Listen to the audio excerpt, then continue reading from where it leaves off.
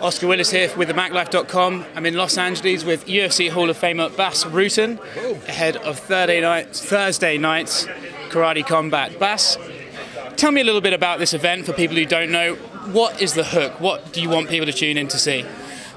Okay, so they called me, they wanted me to be an ambassador for this great sport that we have right now. This is full contact karate. Now the thing is this, in 2020 in the Olympics in Tokyo, there's going to be karate is going to be back in the Olympics with the same rules, except the difference is Olympics is not full contact, here's full contact. So all these guys that want to go on the show right now, because they can practice already for the Olympics of course, but there's a little twist. We have a pit, and the pit has a wall with a 45-degree angle. They can use that wall to run up against the wall, to jump off on it. They can use it to avoid punches, strikes.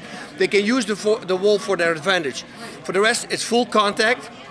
What is not to love about full contact karate? I thought it was time to bring it back. We have of course Kyokushin, but it's a different sport, it's much closer.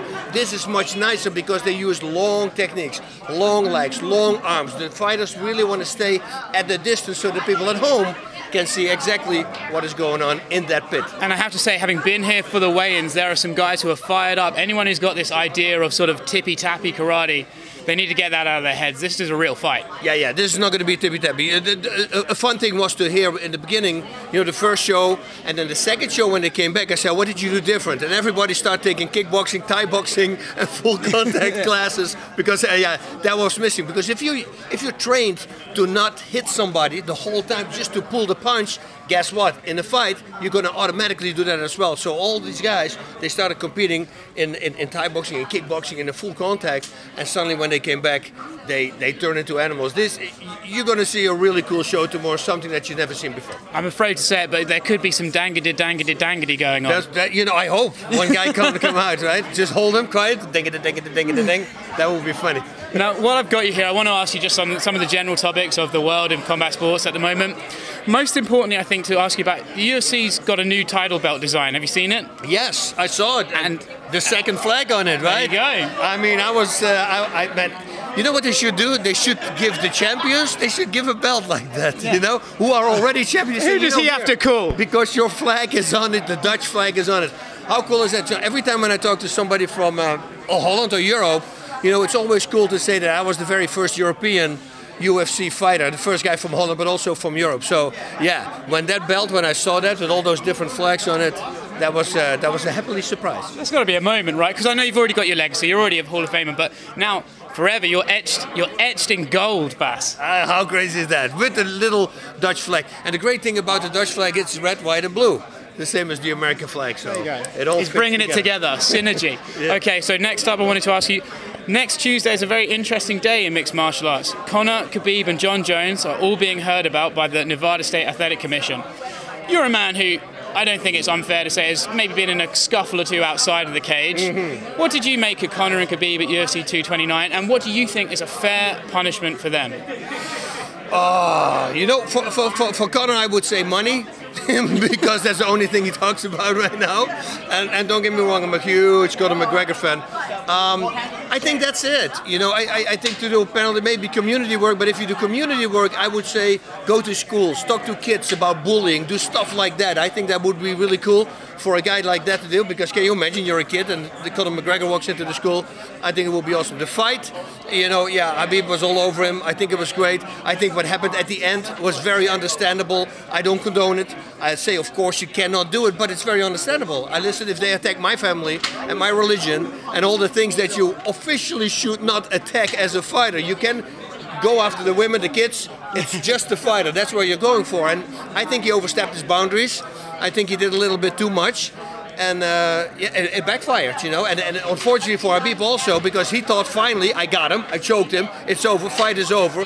He's relaxed, he walks back to the corner, and now suddenly a teammate for McGregor starts yelling against him. Well, actually, today Khabib said he didn't even hear Dylan, he just wanted to attack him. Oh, yeah? He said that in Australia, he said that he didn't want to attack Kavanagh or Roddy because they were too old, he wanted to attack someone his own age. Right before a commission meeting, perhaps not the best thing to say publicly, but... Ooh, yeah, okay, so I was totally wrong, and that means that's wrong then. You couldn't do that. I thought it was just a moment. It was the drop that made the bucket flow. That's what I thought, this guy shouting profanity at him again, and then he said, okay, this is it. That was it, and then he jumped in. So this I didn't know. If he beforehand already wanted to hit somebody from his team, I can understand that as well. But you know, you can do this controlled nowadays. Right? We can say, put on a little fight. Why not? You know, people pay for that stuff. We put it on YouTube. I heard it's quite popular as well. So the last thing, second last thing for me. So John Jones, you know, I mean, what's there left to say at this point? Today it came out that his Avada test from the weigh-ins has had the same thing that it had leading up to the fight. You know, this picogram or pictogram or whoever wants to say what. You know, you've always been vocal against that sort of stuff. Yeah, you don't need it. Is it not a little bit depressing to see this great, amazing fighter get just consistently caught up in this controversy? You know, it's like it's almost trying to do self-damage. It looks like, you know. That's what he said. Also in an interview one time, he said, you know, if I go out like a week before the fight and get really drunk or something, then I kind of have an excuse when something goes wrong. Something along those lines he said one time in an interview, and I go, John, dude, man, you're a guy who everybody will listen to, all the kids look up to. Imagine a guy like that. This guy can really go down in history as one of the best guys ever. And we're talking about the next 200 years. I mean, the guy is such an incredible talent. You know, have the personality that fits with that. Be respectful. Learn from these karate guys here. I mean, yesterday to my wife, I said, I'm so happy to go there because I love these guys. They get in each other's face at the weigh-ins or whatever they do, but as soon as they separate, they bow at each other. There's that respect again. You know, so I hope that he comes to his senses, that he says, you know, he can do a lot of good with the power that he has. He can change a lot of minds, and you know, and it's not too late, because a thing like this, when that happens, that means like a great guy like that can fall into drugs, into drinking, and do all these crazy things. That means that everybody on the planet can fall in those traps, in those vices. So hopefully he cleans himself up and becomes a role model. I would really love to see that. Fight 4 or 5 more years, then retire undefeated as probably one of the best guys ever.